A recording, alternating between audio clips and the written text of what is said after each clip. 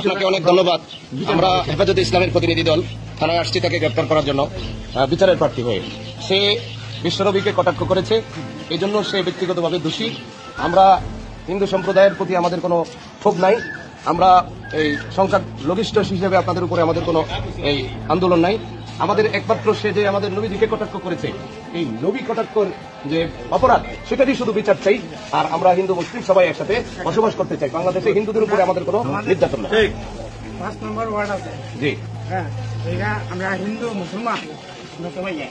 জি হ্যাঁ, এটাই আমরা চাই। কিছু সমস্যা শুধু আমরা 5 নম্বর ওয়ার্ড না, শুধু 5 নম্বর ওয়ার্ড না, সারা বাংলাদেশের মধ্যে আমরা মুসলিম হিন্দু মুসলিম আমরা একসাথে মিলেমিশে চলতেছি। কিন্তু আপনারা যদি আমাদের অধিকার আঘাত করেন, এটা তো আমরা শুনবো না।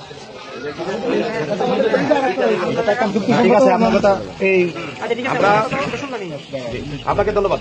শুনুন, ওনার ছেলে যতটুকু আমি জানি, আমি মুসলিম, যাদের মনে এই না, ওনার ছেলের সাথে গতকালকে মানে জানার পরে ওনাদের আমি দেখাইছি, বলছি যে আপনার ছেলে কোথায়, নিয়ে আসেন। ছেলের সাথে ফ্যামিলির কোনো যোগাযোগ নেই এই মুহূর্তে। উনি সকাল থেকে অপেক্ষা করতেছে আপনাদের সাথে কথা বলার জন্য। রাজনৈতিকভাবে ব্যাপারটাকে যে যতটুকু না ততটুকু মানবিকভাবে দেখেন। উনি কিন্তু ক্ষমা প্রার্থী। ওনার ছেলের পক্ষ থেকে উনি বারবার বলতেছে যে আমার ছেলে ভুল করছে, এর জন্য যেন আমার উপর জন্য কোনো ধরনের আঘাত না আসে। আর আপনি ওনার সাথে আরো ব্যক্তিগতভাবে কথা বলে দেখেন। ওনার ছেলে উনার সঙ্গে কিন্তু আমাদের কোনো দ্বিধাদ্বন্দ্ব নাই। যে অপরাধী তার অপরাধের জন্য সে নিজেই অপরাধী, অন্য কেউ কিন্তু অপরাধী না। সুতরাং উনার সাথে আমরা কাঁধে কাঁধ মিলে চলে, উনার কোনো ক্ষতি হবে না। শুধু যে অপরাধী তার বিচার চাই আমরা, কথা ক্লিয়ার আমাদের। আর আমাদের এই দাবির সাথে উনি নিজেও উনিও চাইতেছেন অপরাধী বিচার। আপনার উপরে আপনার পরিবারের উপরে অপরাধীর শাস্তি হোক। উনি বিষয়টা ক্লিয়ার করে দিয়েছে, না কোনো নাই, আমাদের কোনো খুব নাই। কিন্তু যে অপরাধ করছে শুধু আমরা তার বিচার চাই।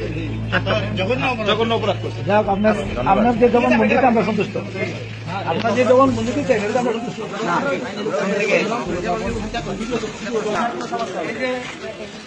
আপনারা সাথে তো আমরা